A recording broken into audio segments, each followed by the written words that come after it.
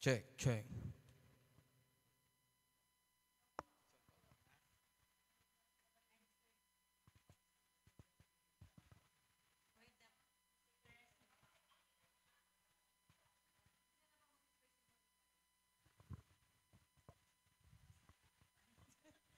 At ngayon naman po, ngayong gabi naman po ay, sa oras na ito ay tatawagin po natin ang ating mag-share ngayon gabi.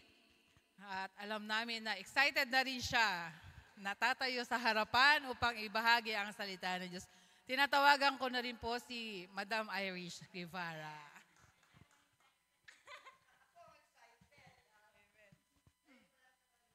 Amen, ayan. So, before po ako mag-start, ayan, so, magte-testimony muna ako, syempre.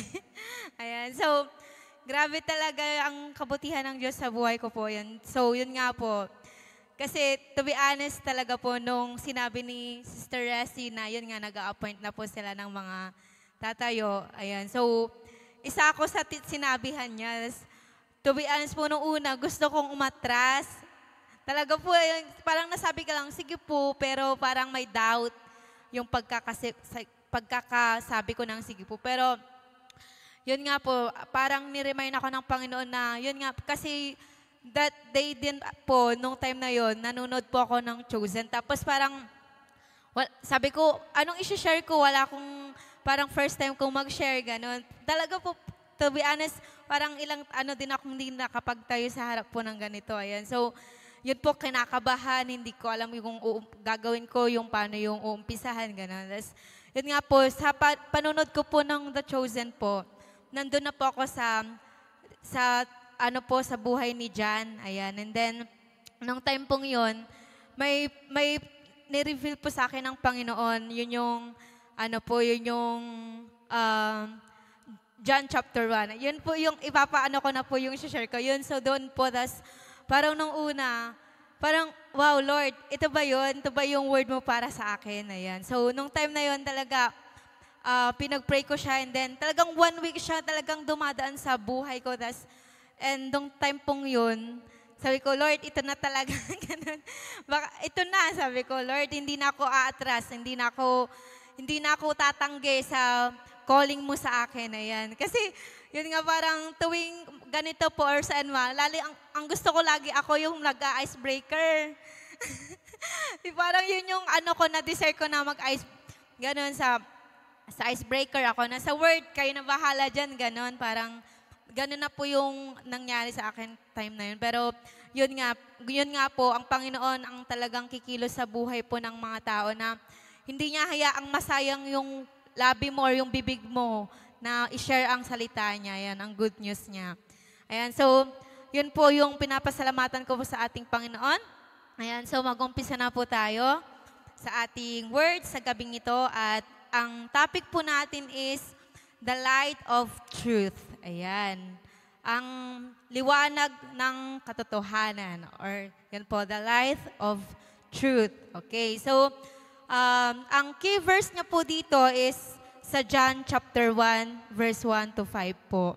Ayan. Pero before po nating basahin yung verse po, unting background lang po about kay John. Siyempre, di ba, kilala naman po natin si John as isa sa mga follower ni Jesus. Ayan, nung nandito po siya sa mundo. Ayan. So, and isa rin po siya sa pinakamalapit na disipulo ng Panginoon. Ayan. Kaya, andun talaga yung pagme-meditate niya rin talaga ng Word of God. And then, halos talagang lahat ng buhay ng Panginoon talagang sinabi or isinulat ni John. Ayan. So, yun nga po, balik na po tayo sa ating verse, sa John chapter 1, verse 1 to 5.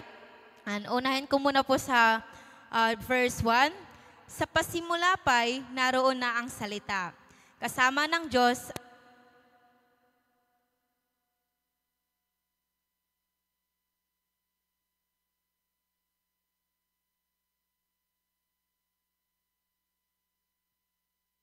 sound check. Nalolobat yung mic sa akin. Ayan, so, ayan, so ang linaw naman po ng pagkakasabi po doon, di ba, na sa pasimula pa ay naroon na ang salita. Nung nilikha po ng Diyos ang mundo, di ba? In the beginning, God created the heaven and the earth. Anong ang kanyang pagkakaano po doon? Declaration. Ayan, sa number 1 is declaration. Dineclare ng Panginoon kung gaano siya makapangyarihan nung time na ginawa niya ang mundo. Ayan. So, dito, i-emphasize din po natin yung, or establish po natin yung Jesus has the pre-existed or divine word who was with God from the very beginning. Ayan. So, umpisa pa lang, ang Panginoon ay kumilos na. Ang Panginoon ay kumikilos na sa lahat. Ayan. So, siya ang nagdeklara ng buhay natin. Ayan. Nagdeklara ng lahat ng mayroon tayo ngayon or lahat ng nasa atin is na mabubuti. Ayan. Declaration ng Panginoon sa atin yan. Ayan. So, pag sinabing pre-existed is dati nang umiiral or nangyayari na dati pa lang. Ayan. So, nung umpisa pa lang, nandun na talaga ang Panginoon. Kumikilos na talaga ang Diyos sa buhay ng bawat isa. Ayan. At, ayan nga po na hindi tayo mapapahamak dahil ang Diyos ang naglikha sa atin. Ayan. Ang Diyos ang lumalang sa atin. Ayan. So, kaya tayo ay mapalad. Ayan. So, sa verse 3, ayan, sabi niya po doon sa verse 3, sa pamamagitan niya, nilikha ang lahat ng bagay. Walang anumang nilikha nang hindi sa pamamagitan niya. Ayan. So, dito po, ang ano po natin, number 2 is source of creation. Ayan. So, nasa John chapter 1, verse 3 po yun. Source of creation. Kung saan, siya mismo ang lumikha or lumalang ng lahat. Ayan.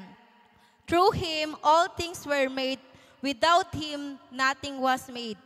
That has been made. Ayan. So, nung time na yon, di ba po na sa pamamagitan niya, nilikha niya ang lahat. Ayan. So, nagmumula sa Diyos ang lahat ng ating mga pag-aari. Ayan. So, ang highlights po natin dito is Jesus rule as a creator. Ayan. So, kung si God or ang ating Ama ay ang lumikha ng sanlibutan, ang Panginoon naman natin ang siyang nagpakita or dinemonstrate niya ang pag-ibig ng Diyos. Ayan. So, syempre, nung time na nandito po, di ba si Jesus Christ, i-share niya ang good news, ayan, ang Word of God, ayan. So, ganon din po tayo. So, yun yung magiging rule po natin na tayo ay mga nilikha ng Diyos bilang mensahero, ayan. Or mga preaching ng Panginoon. Or, yun nga po, nag-share ng Word of God. Ayan. So, the one through whom everything to existence. Ayan. So, pag sinabing existence kasi, yan yung buhay or umiiral, nang nangyari yan, yung parang patuloy na nangyayari. Ayan. So, yun nga po na ang salita ng Panginoon is habang patagal ng patagal, lalong mas naiintindihan, di ba? Lalo kapag nagbabad ka sa salita niya, lalo kapag inintindi mo mismo yung Word of God. Ayan. So, dito naman po sa verse 4 to 5. Ayan, so ito po yung last verse na ating babasahin. Sabi niya, mula sa Kanya ang buhay at ang buhay ang siyang ilaw ng sangkatauhan. Nagliliwanag sa kadiliman ang ilaw at hindi ito kailan was life. Ayan, sa ating Panginoon ay mayroong buhay. And that life was the light of man.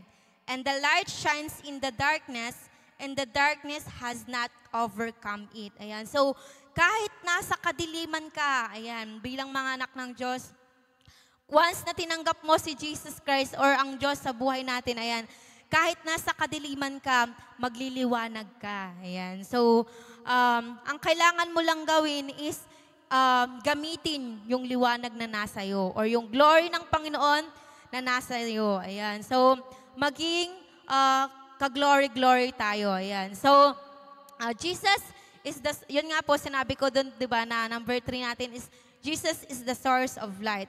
And His light, which represents God's truth and grace. Ayan, so, nagrepresenta ang ilaw ng Panginoon sa katotohanan at ng kanyang grasya. Ayan, so, napakahabag ng ating Panginoon kasi, grabe yung grasya niya sa atin, di ba? Kasi, kahit yun nga, kahit na tayo ay makasalanan, na kahit tayo ay tumalikod sa Kanya, yan. So, nandyan pa rin siya para tayo ay patawarin at bigyan ng buhay, ayan. At liwanag, ayan. So, yun nga po, once na tayo ay nasa piling na ng Panginoon, ayan. So, yung glory ng Panginoon is nagmamanifest sa'yo, ayan. So, nakikita yan sa'yo, ayan. So, dito din ako na-correct, ayan. So, paano mo ba mag-glorify ang Panginoon? Hindi lang sa pag-serve sa Kanya, dito sa church, ganon. Mas maganda sa labas, di ba? Mas makikita yung kabutihan ng Diyos kapag once na nakikita yun mismo sa buhay natin at yung pagbabago mismo sa buhay natin. Ayan. So, kailanman hindi makakakilos ang kaaway or ang kadiliman sa mga taong nasa piling na ng Diyos or nasa liwanag na ng Panginoon. Ayan. Kahit na anong iba to sa'yo ng kaaway, kahit anong gawin niya sa'yo, ayan, hindi ka mapapahamak or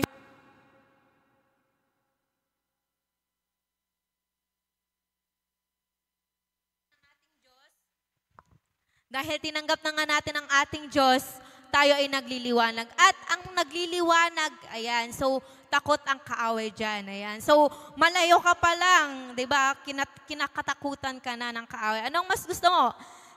Nilalapitan ka ng kaaway, kinakatakutan ka. Siyempre, doon tayo sa kinakatakutan tayo ng kaaway, di ba? Hindi tayo dapat ang natatakot sa kaaway, kundi tayo ang magpatakot sa kaaway. Ayan, tayo ang tayo dapat ay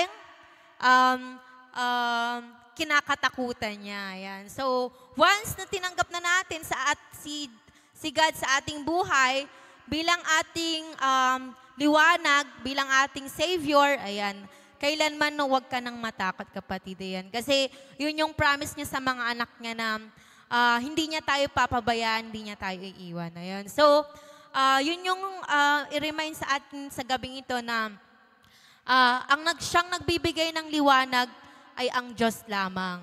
Ang buhay na walang hanggan, ang Diyos ang nagbigay sa atin. Ayan. So, yun po yung short, lang po tayo ngayon, short message. And so, we hope po na may natutunan po ang bawat isa and i-apply po natin to sa ating buhay. Maging liwanag, ayan. Maging ka-glory sa paningin ng Panginoon. Ayan. So, yun lamang po at maraming salamat po sa ating lahat. Ayan. So, baka po may...